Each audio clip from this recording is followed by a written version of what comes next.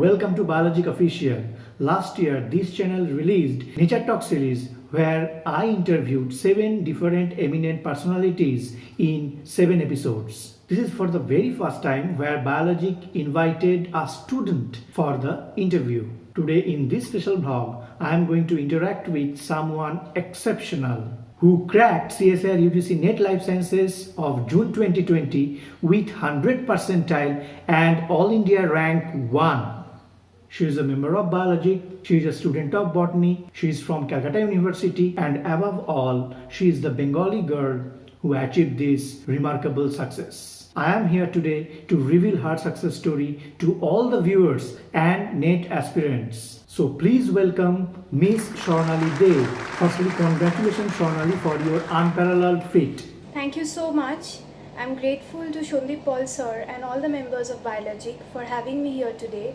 I'm really very excited for this conversation. We, the people of West Bengal, are feeling so proud that a Bengali girl got first rank in this national level examination, which is indeed a remarkable achievement. So how does it feel being the first ranker in whole India? Well, it feels great, but ever since the results have been officially announced, I have been receiving so much love and blessings from people who have came across the results that I feel overwhelmed right now. I am really very glad and elated, and I think I couldn't have asked for any more. Success is just like a tip of iceberg. So what lies beneath? If you could reveal the 9/10 portion of the iceberg for the thousands of NET aspirants and viewers of this channel. Well, sir, you're absolutely right. It's only the tip of the iceberg that we see right now. And beneath it, I think there is a lot of hard work and perseverance. I got my LS back in June 19 and now I have got my JRF. So there have been failed attempts. So I think perseverance is something that will definitely help you in succeed in all the exams, and hard work is the key. There is no alternative to it. So yes, perseverance and hard work, that makes 9/10 of my iceberg. You post-graduated from Botany Department of Calcutta University in 2019, right? So have you started preparing for NET during your MSc days or after completion of your post-graduation? Yes, I have obtained my post-graduation degree from Department of Botany, University of Calcutta in 2019, and I have topped in my master's exams as well. No, I didn't take my NET preparation since my MSc days. Personally, I have always preferred to do things one at a time, and that's how it has worked for me always. So I have decided that I will take my NET preparation only after completing my MSc, and that's what I have done. But there are many students out there who prepare both the things simultaneously. So I think you should do what works best for you, and it should be your personal choice and strategy. As we all know that the NET Life Science syllabus is huge, covering all the fields of biology. So being a student of the subject botany, how difficult it was for you to take the preparation for NET? Yes, the syllabus of NET is actually very big and it covers all the aspects of biological sciences. But I really don't think it's about being from botany background. No matter from what basic sciences background you belong to, there will be topics in the entire syllabus that you are not acquainted with.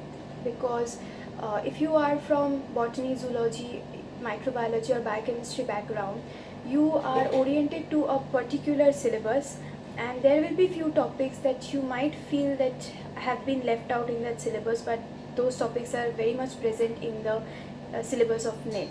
So I think you need to take that extra effort and prepare yourself for those topics as well.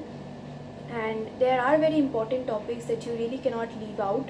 So I think some extra efforts are required if you belong to a basic science background. How many hours a day you devoted for the preparation? Did you cover all the 13 modules? Or what was your preparation strategy, if you please share? Well, I've never been a nerdy person, so I haven't really kept a track of time. I don't know for how many hours did I actually study. But yes, I have studied regularly and consistently as and when required and how much it was required.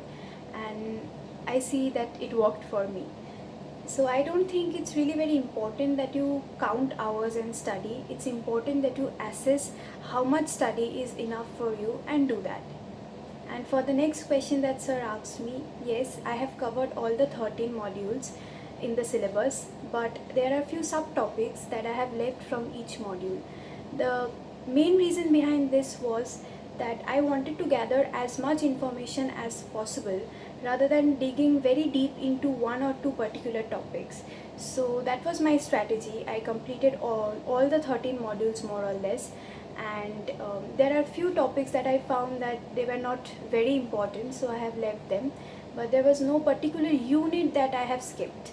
You have already started your research work, and I know that you have already published a couple of research papers on that. Where are you doing your research now?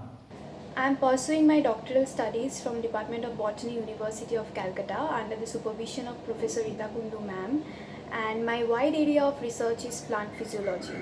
Yes, I have published a couple of papers in this tenure, and I have joined my lab back in January 2020. Since then, I am working in this lab only.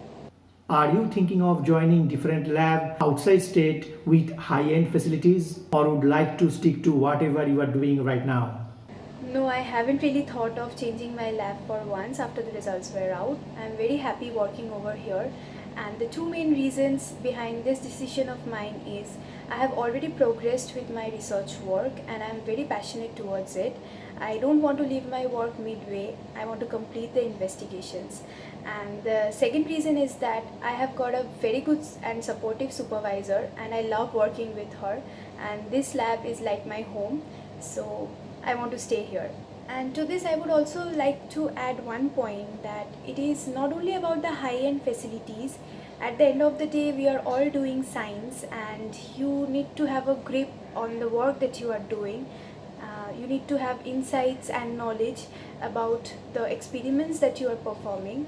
And I believe that I will be able to make the best out of the resources that are available over here and do a good research.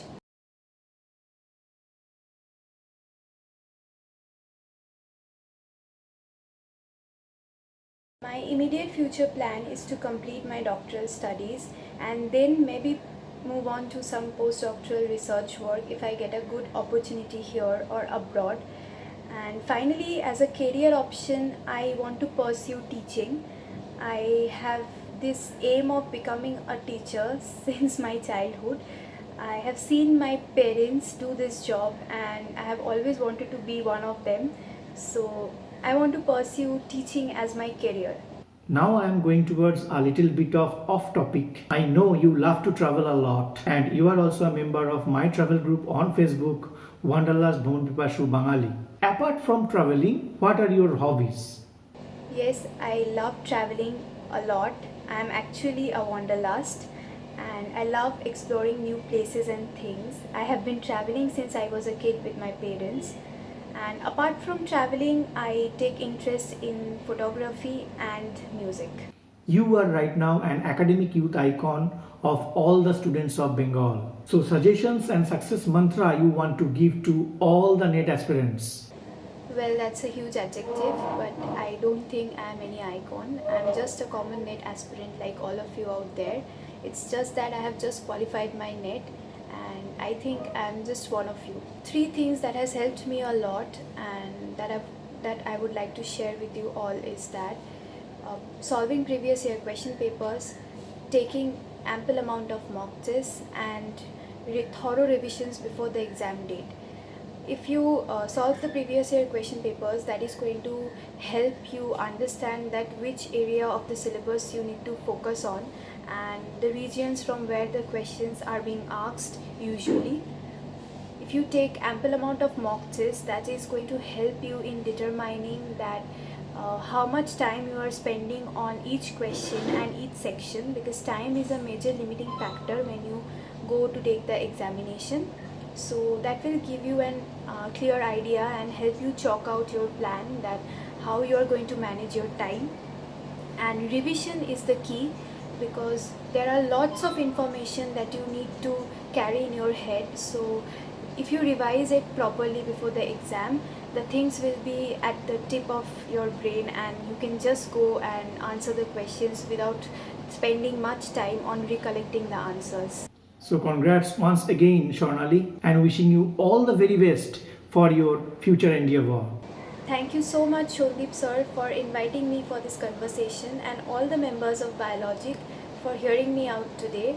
I would like to convey my best wishes to all the future NET aspirants. I hope that you get your JRF soon. If you find this video helpful, then do like, comment and share.